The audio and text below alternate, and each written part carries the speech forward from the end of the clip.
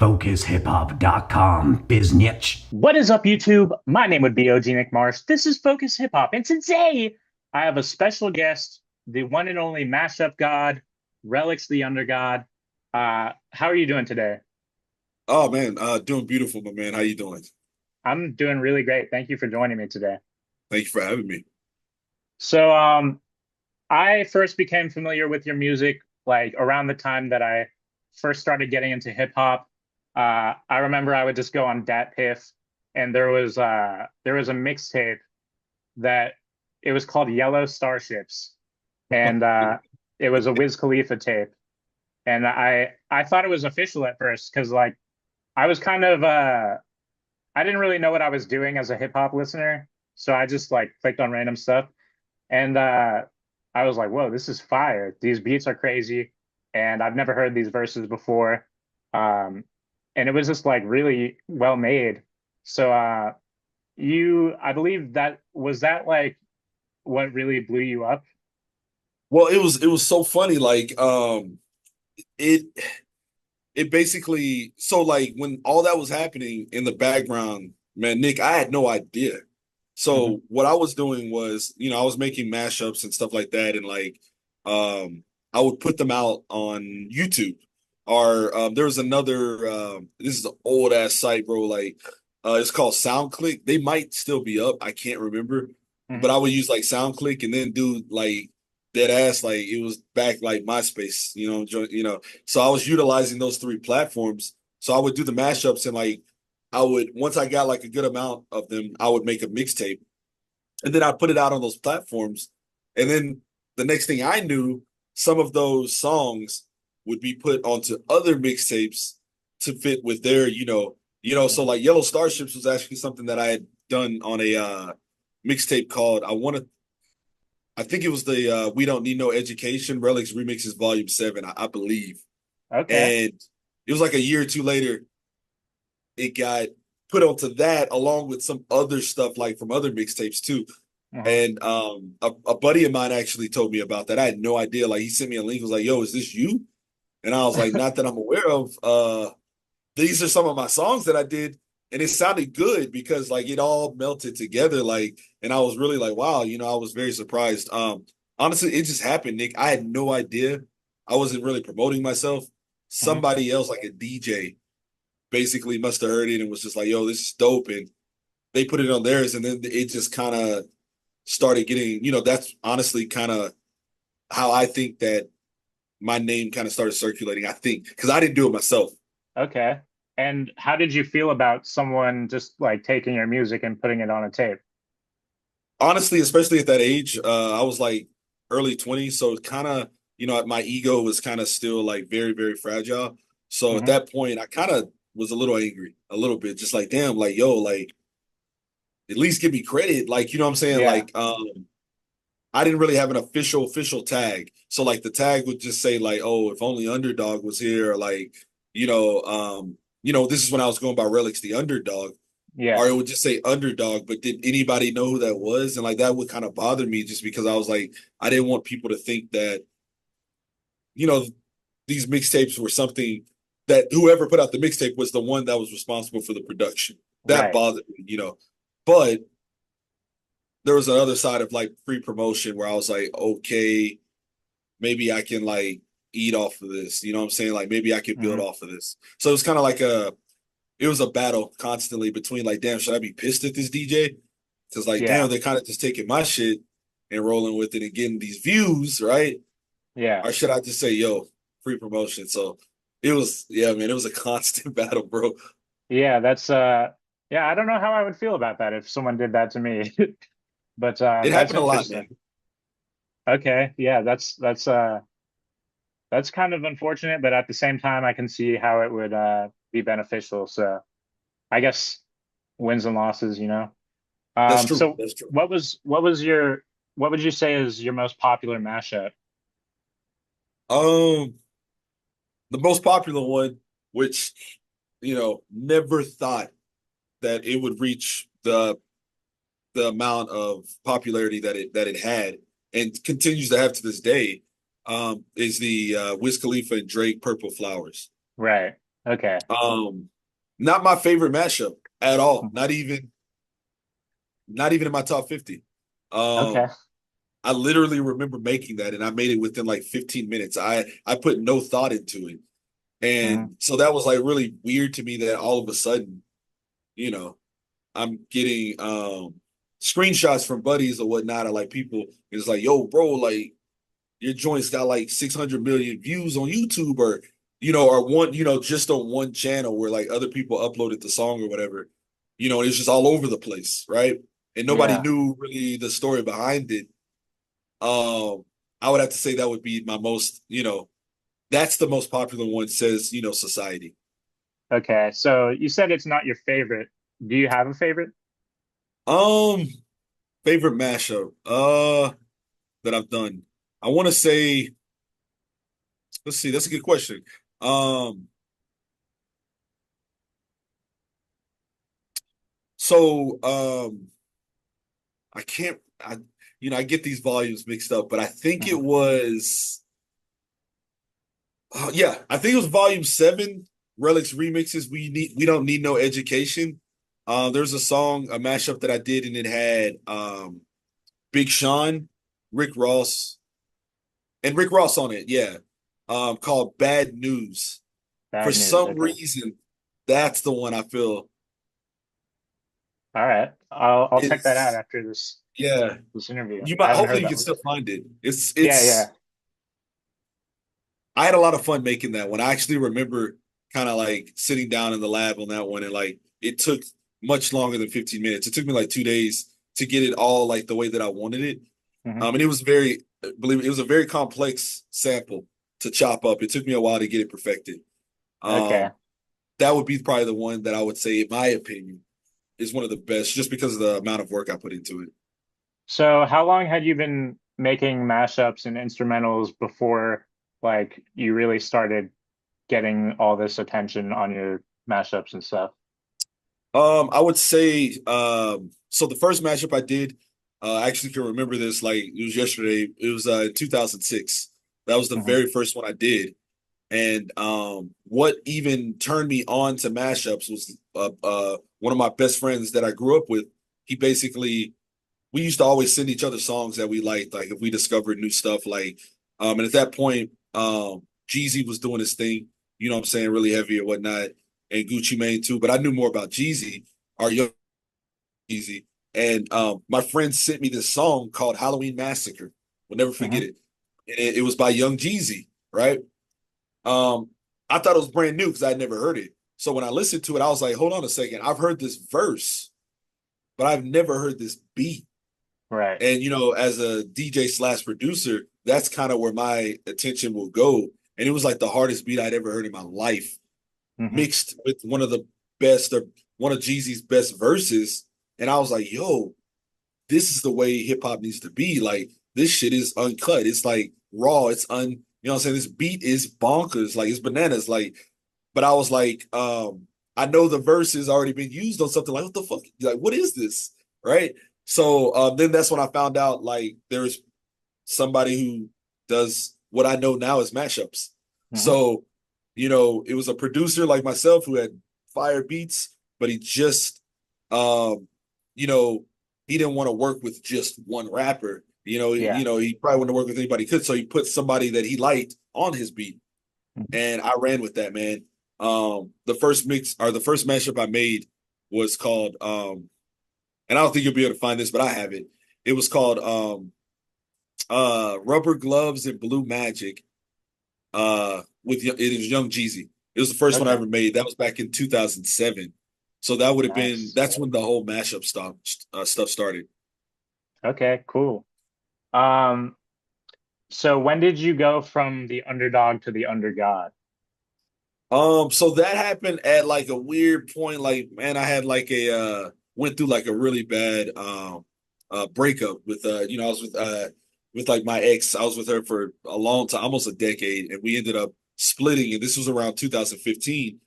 And I'd say like right before that, I was still making mashups. I was still kind of doing music, but it was tapering off a little bit. I kind of Hmm. started thinking like, yo, I got these degrees and stuff. Like, I went to school. Maybe I need to like grow up, right? And like, like get a house and get married and like have kids, and I was thinking all this stuff. So I kind of stopped making music. And then it kind of just, honestly, it just stopped for about a year. Hmm. After my breakup, it was a hard breakup. So I started feeling more emotions, stuff that I had never felt before. And it actually was something that I found that, I could pour out into my music, but I didn't feel like Relix the Underdog was who I was anymore. I didn't feel like it was appropriate. I actually had the thought of like, you know what, like I'm calling myself the underdog. That's not very flattering.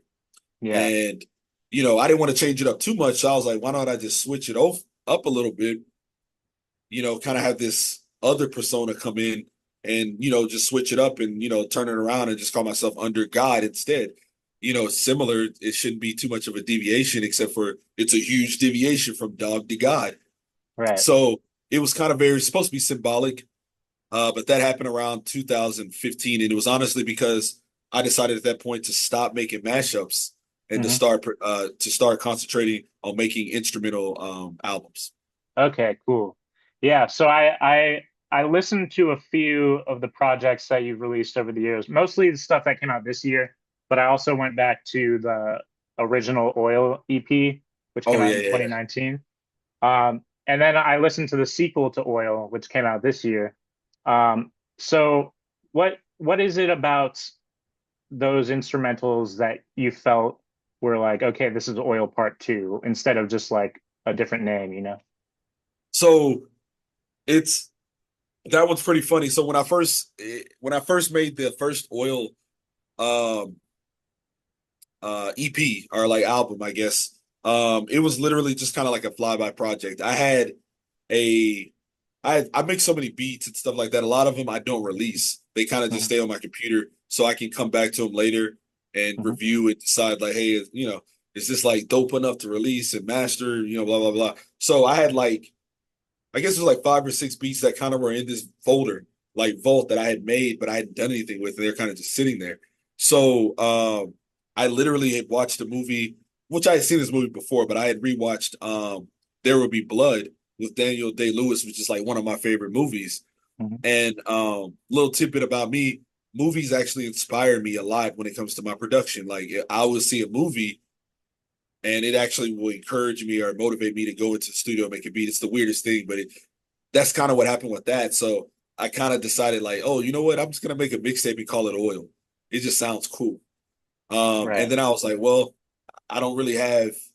It's gonna take me a while to do this because I was working on another project. But I was like, you know what? I have these 6 beats that are in this vault that I've never used that are kind of like grimy sounding, blah blah blah. I'll just put it to that. So it's literally that simple. I just took those six and just released that EP like the next day with those beats. Didn't really put too much focus into it except for the first beat Hmm. to try to introduce the whole oil, thing. But for me, it was just kind of like oil's something natural that comes from the ground, blah blah blah. It's something that's coveted and people um have searched for and died for and have made millions of dollars off of. So I kind of like once again another kind of like semi symbolic project that I kind of just had some extra beats and I was like, fuck it, like nobody's gonna know my intentions are, and I just kind of threw a title on them. Hmm. Didn't put a lot of thought into Oil, but Oil 2 was a little bit more thought provoking because I live in the desert, so like I live in Arizona, and I moved here about half a year ago Hmm. um, because there's always been something about the desert that has drawn me, even though I'd never been. Living in the desert, there's always been something about it that drew me. And so coming out here and actually being in environments where there are oil wells and like there's like nothing out here, or in certain areas it's like desertous and it's super quiet and it's chill and it's like it's hot obviously and it can be dangerous, whatever. I decided like, hey, this is a better environment for me to actually say like oil, you know what I mean? And like kind of like um take take what's kind of like around me right now and actually sit down and make beats, in Arizona, in Phoenix, with these surroundings, like Right. literally going to the desert and making beats and stuff like that. And then I was like, you know what, this one, I'll just call it Oil 2. And this is like the real deal. That's even a real picture that I took like for the cover. like everything was very much was done in the desert. So that Okay. was kind of like, that was kind of how Oil 2 came about. And I thought it would be cool to do it exactly 5 years later. And I'm glad you picked up on that. That was exactly 5 years later from the Yeah. original one. Yeah. Yeah. So you mentioned you're very inspired by movies. I had actually never seen There Will Be Blood until maybe like I guess at this point it was 2 years ago. It's a good one, Um, man. but I just gotta reference this for my friends. I've abandoned my child. Yo, that is a dope line, man. I kind of, if I had a kid, like, I know it sounds sick, but I would put that shit. It'd be one of my intros. I just don't have any perspective on it. Oh, Yeah. but that, just that whole, the dialogue, the mood, the music, everything Yeah. in that movie. Um, I've used it, I've referenced it before in a mixtape. Hmm. There would be Bloody Relics Productions, Oh which is another yeah. mixtape. That was in 2010. That's Purple Flowers was on that one actually, Okay. originally. That's one of my best mixtapes. And it Nice. basically, once again, watching a movie encouraged me and motivated me to make a project of my own, but have it surround, musical instead. Yeah. Yeah. Yeah. Big time. Okay. Yeah. And you include a lot of like clips of dialogue in your music. Do most of those come from films? Oh yeah, films, television. I've even had some that are like real, like where it's like a voicemail that I've gotten or whatever. Yeah, my Um, favorite is the Mel Gibson one on Digging Me. Oh yeah, yeah, yeah. That one was something that I wanted to do for years, man. But I was like, yo, like, am I bold enough to really do that? And like, man, I'm at the I don't give a fuck stage. Like, as Hmm. far as especially with music, like, it's a way that it's kind of it's the way I kind of tell my story without me opening up my own mouth at all. So when you hear those clips and like stuff like that, when I use stuff like that, it means more than just me throwing it in there. It's kind of like it's somebody else speaking for me, but it's not supposed to be taken literal at all. Hmm. It's actually in that instance, it was supposed to be humorous. Right, right, right. Depending on your sense of humor, right? But I kind of wrestled with that using that one, man. I've been wanting to use that for years. And the original one that was in the original beat was censored. Mm, And I sent it over to my brother, who is like usually the first person that I send a song over when I make it mhm. to get his opinion. And he was just like, man, I like the song. He's like, man, I just wish it wasn't like bleeped out and stuff. And I was like, damn, shall I? And I was like, man, okay. So like I went and like took out the bleeps. I was like, here we go. And like I kind of was just like, damn, could this be something that follows me in a negative way maybe one day? I kind of just had that thought. But then again, I was like, I'm not the one saying it. It's Mel Yeah, Gibson saying it. yeah. You know what I'm saying? And I'm the song Don't is get mad at supposed to me. be Get ironic. mad at Mel Gibson. Yeah, exactly. Like it'll just bring up more anger towards him. Hopefully, Yeah, I'm not like on board with what he said at all. Like it's supposed to be ironic. right, So right. a lot of the stuff that I do is supposed to be ironic, and I don't think a lot of people pick that up. But yeah. So yeah, that one was pretty. That was one that I definitely struggled like with. One of the vocals I struggled with because a lot of my vocals are very um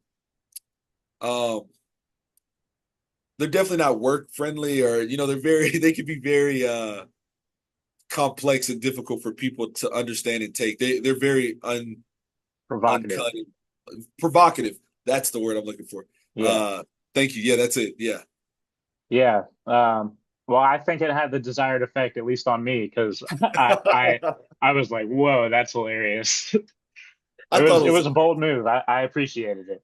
hey, no problem, man. That's the new wave, man. I'm like, I'm Yeah. just throwing it all in, man. Whatever. Uh-huh. And so I saw on the like Apple Music release page for I don't know if it's every single release, but most of the releases they're under Done for the Night Records. Is that your record label? Yes, yes. I actually off of the Purple Flowers song, actually, when that was popping, well, when it was really doing its thing back in like 2010, 2011, I was able to get a little bit more attention, obviously. So I was doing like shows and kind of like DJing again, and it became pretty financially good for, you know, a couple of, or more than a couple of months, like 3 or 4 months, when I was in Miami, and I was able to save up enough money to finally have my own record company. So Mhm. that was basically what I just poured it into. Um, I opened that up in like 2000, I want to say 2011. So that Mhm. way I could start just releasing these instrumental albums and like getting on, you know, starting to basically, I wanted to build something that would be here when I'm gone. You know, that way people can still find my music and stuff like that, you know, and I'm not, you know, if I'm not here to put it out, it'll always be available for those who want it type thing. So I thought it was really important to kind of get an LLC going. And also, you know, just in case it pops off and, you know, money, you know, and I, you know, starts coming in or whatever, I Yeah. have like a foundation to kind of stand on and say, hey, this is mine. You know, not saying I, you know, own the sample, you know, but this is my record company. This is the way I want to run it, Right. or you know, just kind of get that started from the bat here. That was kind of the idea behind that one. But yeah, that's yeah, everything that I've done, especially the instrumentals, they've all been released under Done for the Night Okay. Records. Cool. So your last release was the Birds single. Did you get a chance to read my review? I just published it today. Yeah, I did. I did. I saw the one on the your Patreon, and I actually watched the video that you did for the others as well Oh, okay, cool. Cool. Oh, to get so that prepared. was you who subscribed to my Patreon. Okay, Yeah, yeah. yeah, yeah. Of course, man. Okay, cool. Thank you for the support. Yeah, No, but thank you for your support. You kidding me? Yeah, it's the least I could do. You got a lot of good stuff on there. I thought I should check it out. thank you. Yeah, that's awesome. So uh so what's next after the Bird single? So I actually dropped a new song yesterday. It's just that like when I dropped it, it got stuck in processing. So like it actually didn't publish until maybe about 4 hours ago. Okay. It's called Dutch. It's something that I made just yesterday, actually. Um, I'm actually working on a new album.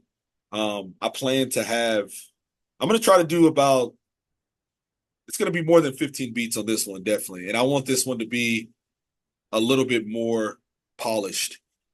You Okay. know, so it's, you know, but I'm working on an album right now. It's called Stendhal Syndrome, um, which is something that I discovered not too long ago. You know, and basically what that is it's a theory. It's not scientifically proven because it's hard to kind of quantify it, but it's a Hmm. theory that when somebody sees a piece of art work or something like that, or you know, in this case, here's a piece of music that's so beautiful to them or whatever, that's so like encompassing, they actually have a physical reaction, like whether it be crying, fainting, like vomiting, getting like they have a physical like reaction to it. Right. And I decided like this whole time that I've been doing music, I had those type of reactions, man, to like to I've had those type of reactions to music before. And that was kind of one of the things that I've come to learn that I think that I'm trying to bring to the table, um, for my listeners, is I want them to have a physical reaction. I want them to understand that this is not just a beat. It Yeah. literally isn't. It's supposed there are little tidbits and clues within every production that I make that that are supposed to point towards honestly a little bit of myself, my Hmm. story. Um, but it's something it's just super. I mean, it's they're in there, but you have to really listen to it from outside of the scope of like, damn, I'm just listening to a beat. But that's Yeah. hard. That's something that's very hard to promote. Hmm. Um, but so I'm working on that project, Stendhal Syndrome, and I'm hoping that this will be the one that I can kind of push and be let it be more of a journey, you know, for my listeners. I'm really hoping to do that with this one. So that's the next thing I'm kind of working on, and kind of deciding whether or not I would like to pursue doing like live performances is something that I've considered. Like beat Um, sets. like doing beat sets. It's something that I know it's niche. And Hmm. I don't think a lot of people do it, especially where I'm at. So there may Yeah. not be a market for it, but I've been rolling around in my head. Should I contact, you know, some people and say, hey, look, this is what I do. Here's my Spotify. This is what I could do, and like start building productions and beats live. Yeah, that would be sick. So I'm in Greensboro, North Carolina, so I'm kind of far away, but there would definitely be a market for that here Oh, because hell yeah. there's this thing I go to called Beats Bats where it's basically just a showcase of different producers doing DJ sets, and it's really cool. Oh, Yeah. that's literally what I've done one of those before when I lived in Nashville. I went to Hmm. it's called a beat battle, like two of those. Yeah. Um, and it was fair, but it was more it's like competition, like bass, super like there was a ton of producers, so it was it was so many of us. It was hard to kind of but it was a lot of fun, man. And I heard a lot of good beats. I met a lot of people at that time and was able to network. It was just Hmm. something that unfortunately didn't continue past those two. It just kind of stopped. And ever I since then see. I haven't been in that environment. But I would love to get back to that. That's exactly what I want to do. Exactly that. Yeah. Yeah, I think you should go for it because well, I don't know what, yeah, like you said, I don't know what the market is in Arizona, but I think people would dig it. I I I think so too. I think they're out there. I just got to find them. I'm super new to the city, and I haven't broken into any musical anything here. Like I haven't, nobody even knows that I do music here. You know what I mean? Hmm. Um, it was different when I lived in Miami and also when I lived in Philly. I was more even the time that I spent in the United Kingdom, I was definitely more musically. That was kind of my job. You know, Hmm. I have a day job now. So it's not something that I do to really make money. Yeah. I read your Spotify bio and it said you're Scottish American. Yeah, a lot of people don't know that. I was actually born in Scotland. So I have, I guess, dual citizenship or whatever. Okay. But spent a majority of my life here in America. Okay. Um, but I've gone back tons of times. Uh, you know, and I plan to go back, like when I'm like in my 60s or 70s or Hmm. whatever, I would definitely just go back and stay. That's kind of my Hmm. vibe, honestly, when it comes down to it at the end of the day. I But see. I'm here, I'm Americanized now, so it's a Yeah. little easier for me to operate here. But eventually but my music is doing it does its thing over there. It's just a different it's of course people in America don't know about that. Like a lot of my music is internationally in the weirdest places, bro. Like when I'm looking at my insights and stats and I'm seeing where I'm getting plays at, it's just so like how the hell, you know, do they even Yeah. hear? And it's in the most interesting places, bro. Like just like like the most dangerous cities in Mexico and stuff, and like Rio, Brazil. I'm like, yo, these like they listen to my music to get pumped up to do the thing. I don't know, but just like the craziest places, bro, like Russia, like my Hmm. joints like spinning up there, and I was like, wow, okay. North Vietnam, no, um, or North Korea, no, it was Yeah. actually South Korea, but Uh-huh. it's just interesting, kind of like what has happened with honestly nothing, Nick. Like with no intentions or anything, like just kind of doing it, not any trajectory or anything really. Well, hey, I mean, it's that good, so I get it. It it's I guess it is, man. Yeah, I know I don't have a well, this is another thing I don't really know. It's once again it's very hard to quantify. I don't really Hmm. know my fan base because they don't know exactly who I am. They've heard my music, but they don't know who it is. They don't know the art form of like mashups or even the art form of just making instrumentals. It's only Hmm. true people, like true music lovers and musicians like ourselves, who kind of like dig a little deeper, right? And say, like, Yeah. man, okay, what is the story behind that? But it doesn't happen very often. It's a very small group of people. But when you look at the bigger picture, there's a lot of people who listen to my music. They just don't know what they're listening to. They have no idea. It's just Right. like more like background for them, you know. So it's hard to kind of put together like who are my listeners. I really don't know, to be honest. It kind of is very random. Yeah, so we talked a little bit on Instagram about how uh you had kind of like a mysterious persona before, and now you're trying to, I guess, be less mysterious, more open about uh your music and stuff. Um So what would you say was there like a reason for you wanting to be more like behind the scenes before? Yeah, man. And it's kind of like it was something that took me a while to kind of figure out, honestly. Or maybe I knew it and just didn't want to admit it. But it was honestly, in my opinion, I didn't feel that I was good enough. I didn't feel that what I did was special enough, unique enough for me to really be out there promoting myself or like running around like, hey, I'm Relix the UnderGod, like this is what I do. Like, hey, do you want to? I literally my number one fear was criticism, or people not liking what I did because for me when I make a beat, it's like a vulnerability. It's literally a piece of myself that I'm letting others people see that I've kind of kept in myself and like I've kind of figured out a way to put it out, instrumentally or musically. And so like if somebody doesn't like it, I used to take that as them attacking me. So Hmm. like I kind of felt like the less known that I was, or the less, or if I kept it like mysterious and just drop a bunch of shit, under the weirdest moniker I can find and like just have the most obscure like references to who I am, who I might be, the most obscure pictures of myself, like with X's on my face or whatever, or wearing a Hmm. mask. I thought that might work for me and be Yeah. something that would be able to separate my lives. That way, if I wanted to go and be a professor at Princeton or something like that, that wouldn't be overshadowed or have complications because of my music. Because my music is provocative. It's not Yeah. family friendly, really. Um, and I just didn't want those worlds to mix just in case I succeeded at that.